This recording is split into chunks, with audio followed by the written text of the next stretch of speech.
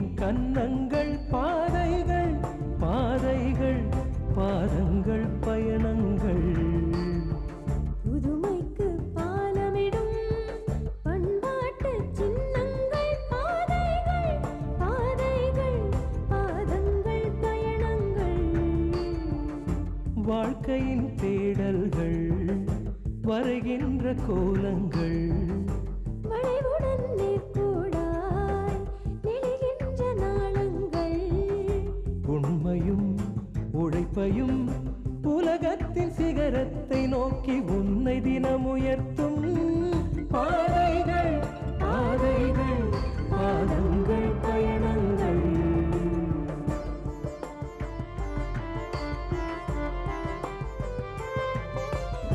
நடப்பதற்கு துணிந்து விட்டார் நந்தி மலையும் நகர்ந்து கொள்ளும் நம்பிக்கைகள் குடைந்தெடுத்தார் குகைக்கு மலைகள் குடையை தூக்கும் தன்னை மிதிக்கும் காலடியை தலைமேலே தாங்கும் பூமி இது விண்ணை கடந்தே வெண்ணிலவில் விந்தைகள் நிகழ்த்திடும் பாதைகள் பாதைகள் பாதங்கள் பயணங்கள் பாதங்கள் முத்தமிடும் பூமியின் கன்னங்கள் பாதைகள் பாதைகள் பாதங்கள் பயணங்கள்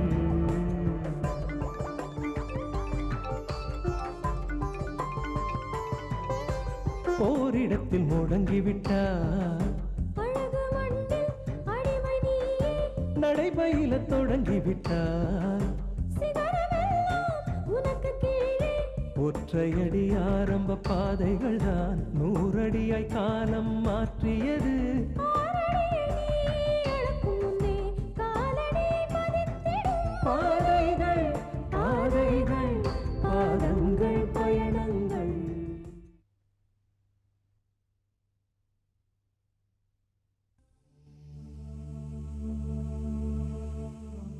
பதில் சொல்லு. அம்மான்னு சொன்னது பொய் தானே? ஆமா ஆனந்த், நான் உனக்கு அம்மா இல்ல.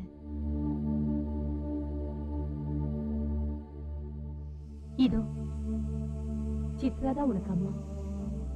ஆனந்த், நான் டீச்சர் அம்மா. ஆனந்தோடைய அம்மாவை அதிர்ஷ்டசாலின்னு தானே சொல்லணும்.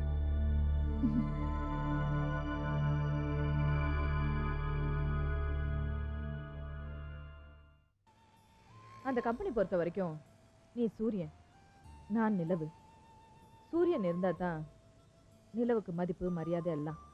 அதோட அவர் ஒரு ஹார்ட் பேஷண்ட். அவரை தனியாக விடக்கூடாதுங்கிறதுக்காக தான் நான் அங்கே இருக்கேன். பழசெல்லாம் மறக்க சொல்லி அவளை வீட்டுக்கு அழைச்சிக்கிட்டு வா. அப்புறம் நான் அங்கே இருக்கவும் மாட்டேன், வரவும் மாட்டேன். பொண்டாட்டின்னு ஒருத்தி இருக்கனே, அது எப்படி அவளுக்கு மறக்குது? விஜயா, பின்ன என்ன, நீ செய்யறது உனக்கே நியாயமா படுதா? நீங்க சொல்லக்கூடாதா? போதும், வாயை மூடிட்டு வீட்டுக்கு வந்து தொலை. Banu, I'm sorry. அது சரி, போது நடையா.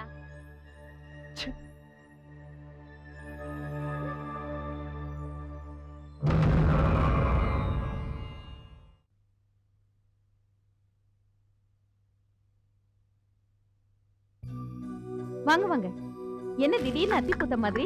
உட்காருங்க. வேலை கொஞ்சம் அதிகமா இருந்ததுனால வர முடியல. அது மட்டும் இல்ல, ராசாத்தி இங்க எந்த குறையும் இல்லாம நிம்மதியா இருக்கிறாங்கிற ஒரு சந்தோஷம் தான். தாலி பிரிச்சு கோக்குற சம்பிரதாயம்னு ஒண்ணு இருக்கு. அதோட உங்களை எல்லாம் பார்த்துட்டு போலான்னு வந்தோம். நீங்க மட்டும் வரலன்னா நான் உங்களுக்கு லெட்டர் போட்டிருப்பேன். ஆமா சம்பந்தி, உங்ககிட்ட இருந்து லெட்டர் வரும்னு எதிர்பார்த்தோம். சரி, இன்னைக்கு நல்ல நாள் ஆச்சே, லெட்டர் வரலன்னா என்னன்னு கிளம்பி வந்துட்டோம். ரொம்ப சந்தோஷம் சம்பந்தி. ராசாத்தி எந்த குறை இல்லாம பாத்துக்கிற எங்களுக்கு எல்லாமே நல்லபடியா நடக்குது பாத்தீங்களா? அந்த தைரியத்துலதான் பொண்ணை கட்டி கொடுத்துட்டு நாங்களும் சந்தோஷமா இருக்கோம். ராசாத்தி, அங்க என்னடா கண்ணு பண்ற? இங்க வந்து பாரு, யார் வந்திருக்காங்கன்னு. சாப்பிட்டா கொஞ்ச நேரம் படுப்பா, அப்படியே பழகிடுச்சு. அம்மா, அப்பா எப்படிமா இருக்க? நல்லா இருக்கியாப்பா? நாங்க நல்லா இருக்கோம். நீ எப்படிமா இருக்க? ராசாத்திய பார்த்தாவே தெரியல, அப்புறம் என்ன கேள்வி? நீங்க ராசாத்தி கிட்ட பேசிட்டு இருங்க. தாலி பிரிச்சு கோக்கிறதுக்கு இன்னைக்கு நல்ல நாள். கடைக்கு போயிட்டு பொருள் எல்லாம் வாங்கிட்டு வந்துடலாம். நான் வந்துடுறேன், இருங்க. ராசாத்தி, என்ன அம்மா அப்பாவுக்கு ஏதாவது சாப்பிடறதுக்கு கொடுமா. ம். அம்மா என்ன சாப்பிடுற? நான் சாப்பிட்றது இருக்கட்டும், இங்க வா. நீ சந்தோஷமா இருக்கிறத விட வேற என்ன எங்களுக்கு சாப்பாடு வேணும்? நிஜமாவே உன்னை ரொம்ப சந்தோஷமா பாத்துக்கிறாங்களா? ம். உன்னை கல்யாணம் பண்ணி கொடுத்ததுல இருந்து உன்கிட்ட தனியா பேசுற சந்தர்ப்பமே கிடைக்கல. நிஜமாவே சம்பந்தி அம்மா உன்னை நல்லபடியா பாத்துக்கிறாங்களா? ஏன்னா அவ சரியான தந்திரக்காரி. ம். கொஞ்ச நாளா அப்படின்னா கல்யாணம் ஆன புதுசுல உன்கிட்ட சொல்றது ஒண்ணு, என்கிட்ட நடந்துக்கிறது ஒண்ணுன்னு சரியான கொடுமைக்காரியா இருந்தா. ஆனா இப்ப அப்படி இல்ல. அப்ப ஏன் இதை நீ என்கிட்ட சொல்லல? எங்க சொல்லக்கூடாதுன்னு வாய்ப்பூட்டு சட்டம்லாம் போட்டிருந்தா? சட்டமாவது விட்டமாவது சொல்லியிருந்தா ஆடி விட்டு இருக்க மாட்டேன். அதை விடுமா, அதெல்லாம் பழைய கதை. இப்ப ரொம்ப நல்லாவே பாத்துக்கிறா. ம். என்னாச்சு இவளுக்கு திடீர்னு? அது என் புருஷனோட தாய்மாமா இருக்காருல்ல, ஆ, ஆமா ஆமா, அவர் பேர் கூட ஏதோ நல்ல பேராச்சே. விமல்ராஜ். நல்ல ஆ. வசதியான ஆலோசமா. ஆமா. அவர்கிட்ட என் புருஷன் என்ன கூட்டிட்டு போய் சொல்லிக்காம கல்யாணம் பண்ணதுக்கு மன்னிப்பு கேட்டு ஆசீர்வாதம் எல்லாம் வாங்கினாரு. அப்படியா? சம்பந்தி அம்மா தான் சீறிக்கிட்டு இருப்பாங்க. ஆனா மாப்பிள்ளை பிழைக்க தெரிஞ்ச ஆளு. சரியா சொன்னப்பா. அவர்கிட்ட என் புருஷன் ஒரு தொழில் ஆரம்பிக்கணும்னு பணம் கேட்டிருந்தாரு. அவரும் தரேன்னு சொன்னாரு. அது எப்படி ராசாத்தி? அவங்க ரெண்டு பேரும் தான் கீரியும் பாம்புமாச்சே. அவரை பார்த்தா அப்படிலாம் தெரியல. ரொம்ப நல்ல மனுஷனா இருக்காரு. அத்தோட என்ன நல்லா பாத்துக்கணும்னு ஒரு கண்டிஷன் போட்டுட்டு என் புருஷன் அப்படி இப்படி நடந்தனா என்கிட்ட வந்து சொல்லுன்னு சொல்லியிருக்காரே. ம், அன்னையில இருந்து நானும் பாக்குறேன், ரெண்டு பேரும் பல்ல புடுங்கின பாம்பு மாதிரி ஒண்ணுமே பேசுறது இல்ல. அப்படியா சமாச்சாரம்? ஆனா ஒண்ணு ராசாத்தி, பாம்புக்கு பல்லு புடுங்கினா திரும்பவும் முளைக்காது. ஆனா இந்த பொம்பளைக்கு ஒண்ணுக்கு 10 முளைச்சிரும். கொஞ்சம் ஜாக்கிரதையா இருந்துக்க. இல்லம்மா, அது கிழடு தட்டி போன பாம்பு. இனி எங்க இருந்து பல்லு முளைக்க போகுது? சரி விடு, அதெல்லாம் நான் பாத்துக்கிறேன். ஆமா, நீ ஏன் சத்யா அண்ணனை கண்டுக்கவே மாட்டேங்கிற? அவன் தான் இப்ப ஒரு வேலை வெட்டின்னு பாத்துட்டு நல்லபடியா இருக்கான்ல. பாவமா அண்ணா, அவனுக்கு நாம கூட இல்லைன்னா வேற யார் இருக்கா சொல்லு? நீ என்ன சொல்றது? உன் மேல எப்படி பிரியமும் பாசமும் வச்சிருக்கணும், அதே மாதிரி சத்யா என் வயித்துல பொறுக்கலனாலும் அவன் மேல பாசம் வச்சிருக்கேன்டி. அப்புறம் ஏன் அவனுக்கு ஒரு கல்யாணம் பண்ணி வைக்கணுங்கிற அக்கறையே இல்லாம இருக்க? நீ சொல்ற நியாயம் நல்லா இருக்க. கல்யாணம் என்ன சும்மாவா? ஒரு நல்ல பொண்ணு அமைய வேண்டாம்? இந்த ஜென்மத்துல சத்யாவுக்கு கல்யாணம் நடக்காது. என்ன சம்பந்தி திடீர்னு அபசகுணமான வார்த்தை? பின்ன என்ன, ஒரு நல்ல வாழ்க்கையை சீரழிச்சவனுக்கு எப்படி கல்யாணம் நடக்கும்? என்ன சம்பந்தி சொல்றீங்க? காதலிச்ச பொண்ணை கல்யாணம் பண்ணிக்கிறேன்னு கையெழுத்து போடுற நேரத்துல அந்த பொண்ணோட கண்ணுல மிளகாத்தூள் தூவிட்டு போனோம் தானே அந்த சத்யா. சந்தேகமா இருந்தா உங்க மாப்பிள்ளைய கேட்டுக்கங்க. என்னம்மா அது நல்ல நாள்? அதுமா தாலி பிரிச்சு கட்டுற விசேஷத்தை கவனிப்பீங்களா? அதை விட்டுட்டு தேவையில்லாத பழங்கதையை பேசிக்கிட்டு. ஆமா சம்பந்தி, இப்ப எதுக்கு அந்த சத்யா கதை? கடைக்கு போயிட்டு வருவோம், நிறைய வேலை இருக்கு, வாங்க போலாம். அப்புறமா அந்த சத்யாவை பத்தி உங்க மாப்பிள்ளை கிட்ட கேட்டு தெரிஞ்சுக்கோங்க. வேலம்மா நானும் வரட்டுமா? நல்ல விஷயத்துக்கு போறதுக்கு 3 பேர் எதுக்கு? நீ வீட்லயே இரு, நாங்க போயிட்டு வரோம்.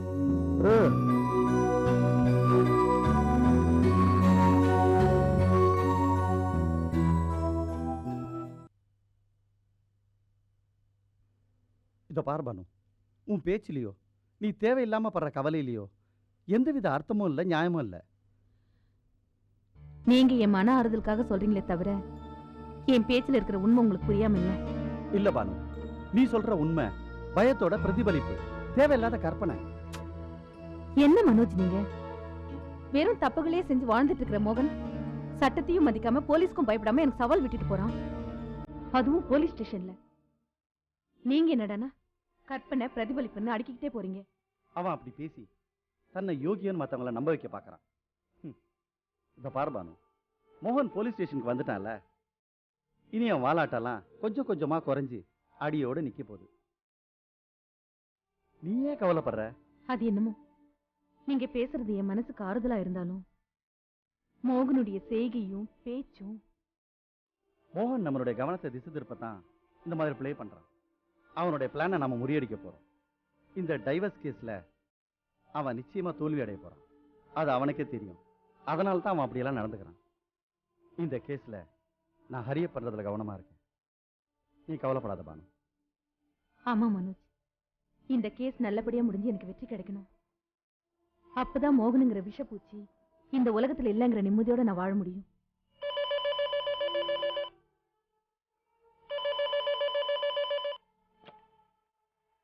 ஹலோ, கங்க்ராச்சுலேஷனா? எதுக்கு? Thank you thank you thank you sir, thank you sir.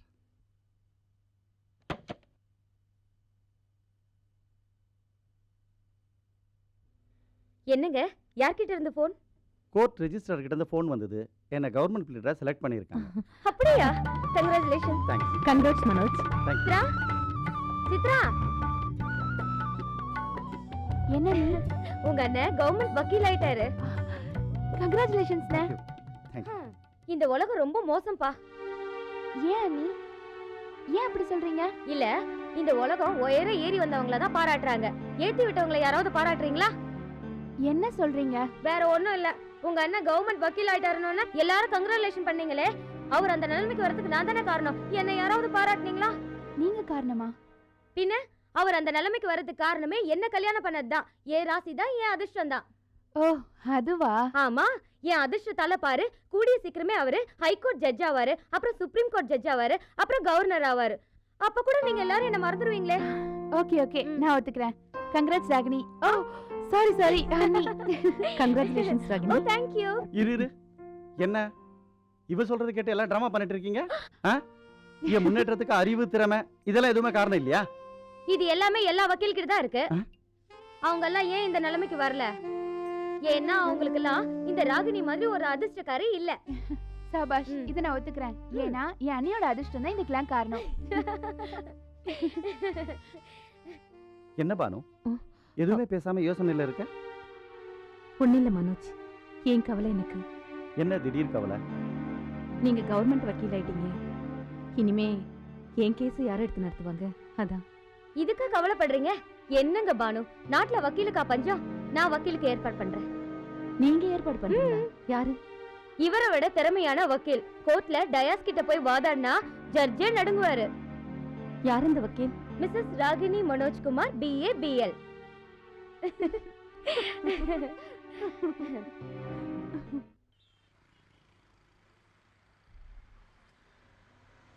லட்சியமே இல்லாத ஒரு மனசங்கிட்ட பழகி அனுபவப்பட்ட சங்கீதாவுக்கு லட்சியத்தோடு வாழ நினைக்கிற ஒருத்தரை நம்ப முடியல. இல்ல சத்யா, சங்கீதா சூடுபட்ட பூனியா இருக்கலாம். ஆனா உண்மையை புரிஞ்சுக்கிற மனப்பக்கம் உள்ளவன்னு நான் நினைக்கிறேன். இல்லை சத்தி, சங்கீதா கிட்ட நீங்கள் நெருங்கி பழகினதில்லை. அவனை முடிவு பண்ணிட்டானா அதை மாற்றிக்க அவளாலேயே முடியாது. இருக்கலாம், ஆனா அவ எடுத்த முடிவு தப்பு, நியாயம் இல்லாததுன்னு புரிய வைக்கணும். அப்படி புரிய வச்சுட்டா அவ பிடிவாதம் தளர்ந்துரும். இந்த முயற்சியில் செஞ்சு ஓஞ்சி போயிட்டேன் சித்தி. அவனை வெறுக்கிறதுலையும் அவமானப்படுத்துறதுலையுமே குறியா இருக்கல தவிர நான் சொல்கிற உண்மையை எடுத்துக்குவோ இல்லை நடந்த மறந்து என்கிட்ட பழகுவோ அவள் தயாராக இல்லை சித்தி. அந்த முடிவுக்கு வராத சத்யா. அடி மேல அடி அடிச்சா அம்மியும் நகரும். அவள் அம்மையும் இல்லை சித்தி, இமயம். சரி விடுங்க, நான் செஞ்ச குற்றத்துக்கு இது ஒரு தண்டனையை எடுத்துக்கிறேன். ஆனால் ஒன்று சித்தி, எந்த காரணத்தை கொண்டும் நான் திரும்பி வாழணுங்கிற என் முடிவை மாற்றிக்க போகிறதில்ல. சத்யா, தேவையில்லாம கவலைப்படாதப்பா. கெட்டவங்க நல்லவங்களா மாறி சிறப்பா வாழ்ந்த சரித்திரம் எத்தனையோ இருக்கு. அப்படி ஒரு வாழ்க்கை நிச்சயமா உனக்கு கிடைக்கும். தைரியமா இருப்பா. அந்த நம்பிக்கை எனக்கு இருக்குப்பா. ஆனால் நியாயமே இல்லாமல் சங்கீதா மனசை புண்படுத்திட்டு அந்த புண்ணு ஆற்ற முடியலையேங்கிற வேதனை என் மனசை அரிச்சிட்டு இருக்குப்பா. நடந்தது நடந்துருச்சு சத்யா, அதையே நினைச்சிட்டு இருக்கிறதுல என்ன பிரயோஜனம்? இத பாரு, யாருடைய மனசும் நிரந்தரமா ஒன்னா இருக்காது, அப்பப்ப நிச்சயமா மாறும். சத்யா, திரும்பி வாழணும்னு நினைக்கிற உன் நல்ல மனசுக்கு எல்லாமே நல்லபடியா நடக்கும். கவலைப்படாத, தைரியமா இரு. நாங்க வரோம். சரி சித்தி. சத்யா, கவலைப்படாத, எல்லாம் நல்லபடியா நடக்கும். நாங்க வரட்டுமா? சரிப்பா. 2 நாள் கழிச்சு நாங்க வந்து உன்னை பாக்குறோம். சரி.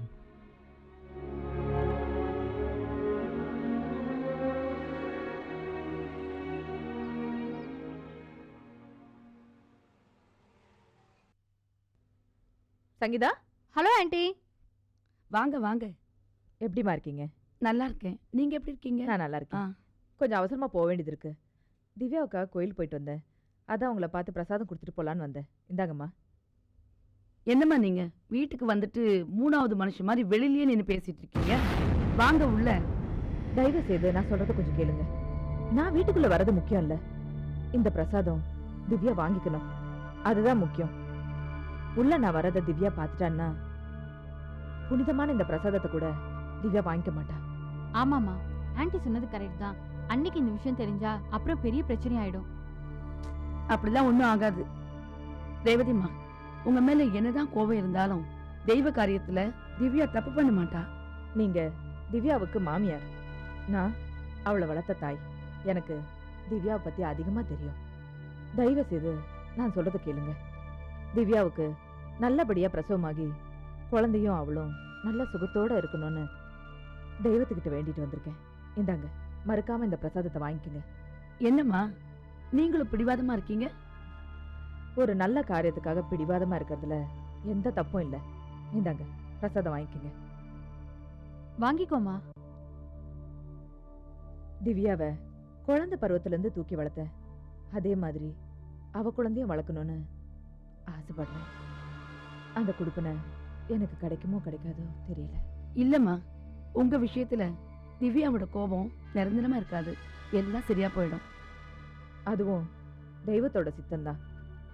கௌரிமா, இன்னொரு விஷயம், இந்த பிரசாதத்தை நான் தான் கொடுத்தேன்னு உண்மையை சொல்லிடாதீங்க. என்னம்மா இது, பிரசாதத்திலயும் பொய்யா?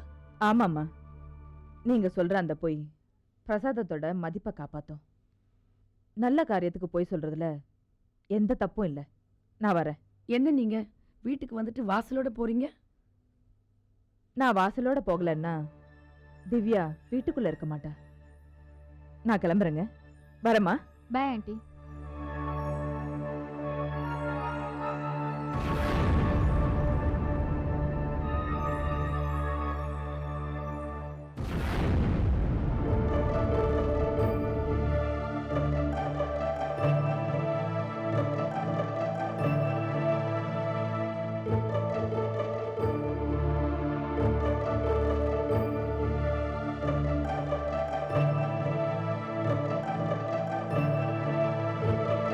திவ்யா, இந்தாம்மா.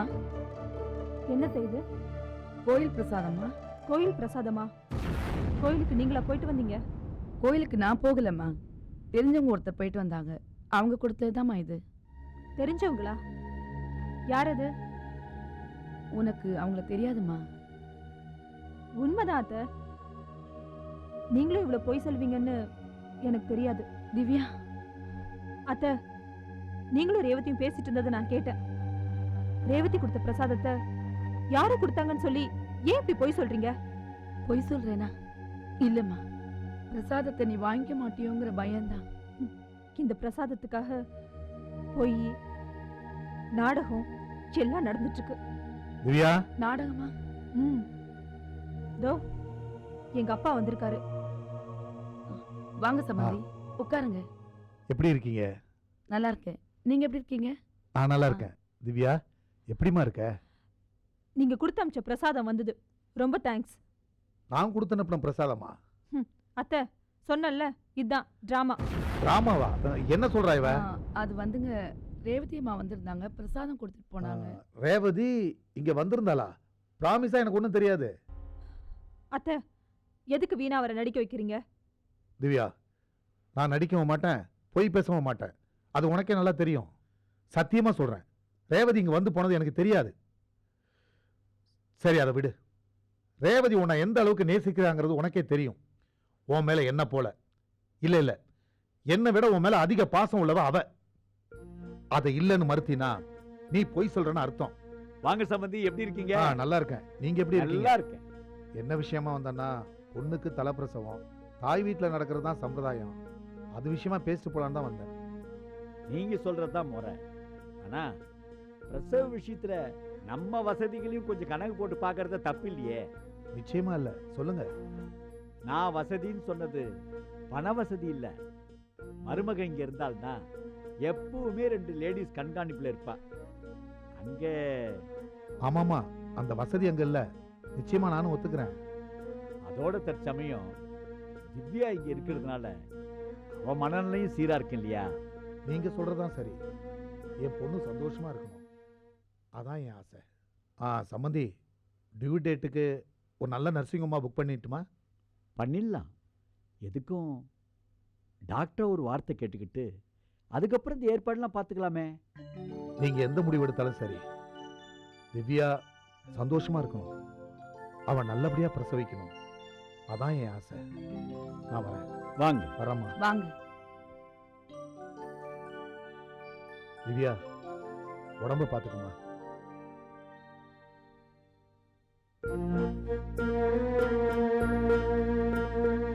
Thank you.